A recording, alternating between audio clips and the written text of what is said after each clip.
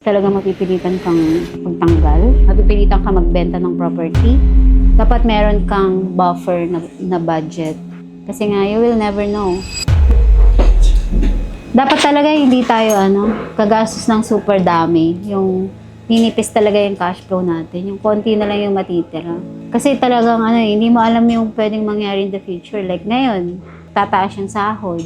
Saan mo kukunin yun kung wala kang allowance? Paano ka mag-a-adjust ng paunti-unti kung wala kang allowance, di ba? Dapat meron kang buffer na budget. Dapat yung capital mo, yung cash flow mo, super luwag niyan. Kasi nga, you will never know.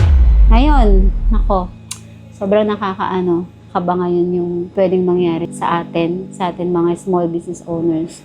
Dahil kung hindi talaga maluwag yung cash flow natin, pupulutin tayo sa kampungan.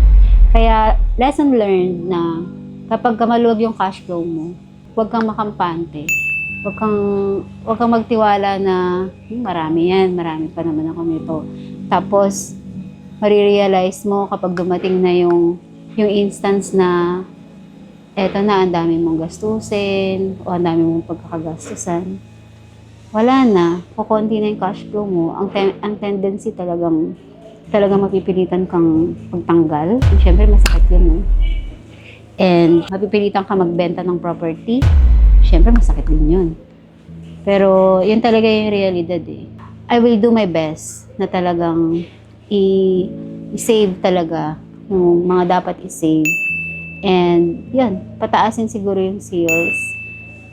Equip naman kami sa knowledge ngayon kung paano tumaas ang sales. Pero syempre, until hindi siya nangyayari, medyo dapat aware tayo. So yun, sana makatulong sa mga ibang mga business owners, small business owners, medyo hindi pa ganun ka-experience. Tignan lagi natin yung future.